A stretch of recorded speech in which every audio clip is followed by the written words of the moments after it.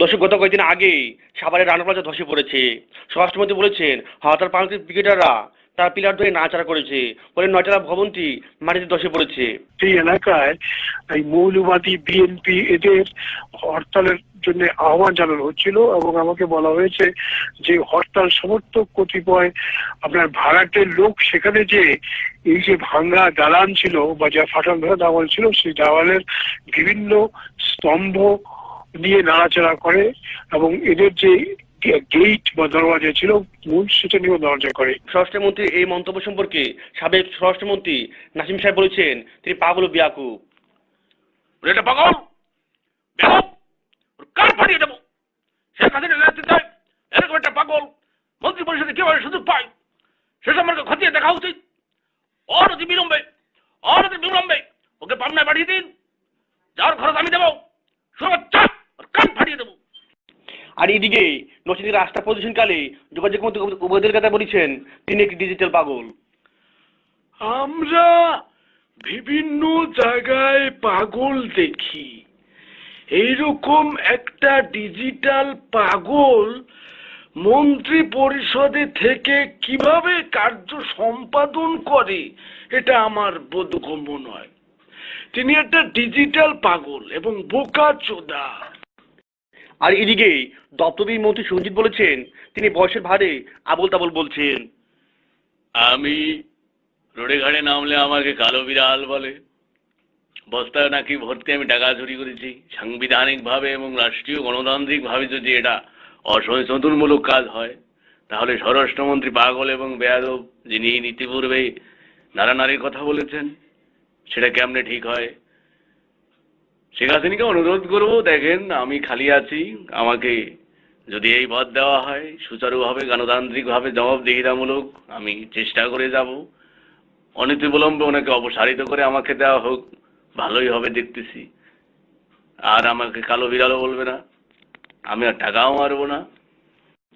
আর এদিকে আজ বিকেল জাতীয় সংসদে সংস্কৃতি মন্ত্রী আবুল কালাম আজাদ মখালমগীরকে জাতীয় পাগল হিসেবে সাব্যস্ত করার জন্য একটি প্রস্তাব করেন। তখন স্পিকারের মাধ্যমে ওই বিলটি উত্থাপন করলে এটা হা কণ্ঠ বোর্ডে পাশ হয়ে যায়। স্পিকার, এই স্বরাষ্ট্রমন্ত্রী বেয়াদব আগামী কয়েকদিন আগে একটি ভবন ধসের কারণে অনেক হতাহত হয়, আর আমাদের মখা সে কিনা বলে এটা বিরোধী দলের হরতালকারীরা কারানারি করার কারণে ধসে পড়েছে। আমি সংসদের মাধ্যমে আপনার মাধ্যমে একটি বিল প্রস্তাব করতে চাই, এই মখাকে জাতীয় পাগল হিসেবে সাব্যস্ত করার জন্য জোর দাবি জানাচ্ছি। সংসদের সামনে প্রশ্ন হচ্ছে, জাতীয় সংসদের সামনে প্রশ্ন হচ্ছে, মখালমগীর পাগল, আপনারা যারা এই পক্ষে রাজি আছেন তারা হা বলুন, তারা হা বলুন। যারা এর বিপক্ষে তারা না বলুন। আমার মনে হয় হা জয়যুক্ত হচ্ছে, হা জয়যুক্ত। অতএব এই জাতীয় সংসদের সামনে প্রশ্নে সবাই হা জয়যুক্তের মাধ্যমে এই মখালমগীর জাতীয় পাগল হিসেবে সাব্যস্ত হইল। আর এদিকে বিরোধী নেত্রী খালেদা জিয়া সংবাদ সম্মেলনে বলেছেন এসবের আমলে শুধু মোহাম্মদ দশ নয় আর অনেক কিছু দশ হয়েছে। তিনি বলেন মন্ত্রিপরিষদ থেকে মহাকে বাদ দিয়ে যাতে কলঙ্কমুক্ত করতে হবে। প্রিয় দেশবাসী, আপনারা জানেন গত কয়েকদিন আগে সাভারে ভবন ধস হয়েছে, সেখানে মানবিক বিপর্যয় ঘটেছে, অনেক হতাহত এবং মৃত্যু হয়েছে। আমরা অত্যন্ত গভীরভাবে শোকাহত। তারই সাথে বলতে চাই, এই মখাকে অপারেশন করে দুঃখিত অপসারণ করে জাতিকে কলঙ্কমুক্ত করার জন্য সরকারের কাছে আহ্বান করছি। এই সরকারের আমলে শুধু ভবন ধস নয়, সব বিষয়ে ধস নেমেছে। আপনারা জানেন এই শেখ হাসিনা, এই সরকার কথায় কথায় মিথ্যা কথা বলে। এই রানা যার এই ভবন, সে কিনা শেখ হাসিনার দলের নয়। আপনারা দেখেছেন মিডিয়াতে এবং বিভিন্ন জায়গায় পোস্টারে এই রানার ছবি, অথচ এই শেখ হাসিনা সংসদে দাঁড়িয়ে মিথ্যে কথা বলেছে। তিনি দাবি করেছেন এই রানা নাকি তার দলের কেউ নয়। আমরা দৃঢ়চিত্তে বলতে চাই, রানাকে গ্রেপ্তার করুন, না হলে এই জনগণ আপনাকে ছাড়বে না। এমন তাড়ানি দেবে আপনি শাড়ি খুলতে বাধ্য হবেন। শাড়ি খুলে শুধু ছায়া বিলাস পরে আপনি ওই ইন্ডিয়া যেতে বাধ্য হবেন।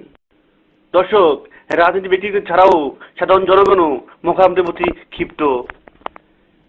কি বলবো বাবা, এই মখা পুলিশকে হুকুম দিয়ে অনেক মানুষ মারছে। ও বলে কি না পুলিশ কি আঙ্গুল চষবে? বেয়াদব, আঙ্গুল চষাকারে কয়। আয় হারে হারামজাদা। আবার এই ভবন দশ করিয়ে কতটি মানুষ মারা গেল, ওকে নিয়ে বলে এটা লাড়াসাড়া দিয়ে ভাঙ্গিয়ে হেলাইছে এই বিরোধী দল। এইরকম বোগদা আমার বাপের জীবনেও দেই নেই। ওরে ধরিয়ে মাথা ফেঁসিয়ে দেওয়া উচিত। পাজি কোথাকার, ওরে যা উচিত ওর প্যান্ট খুলিয়ে দেওয়া উচিত। শুয়ারের বাচ্চা। দর্শক, গত কয়েকদিন ধরে মোকালামদের এই কথা নিয়ে সারা দেশে তোলপাড় হয়েছে।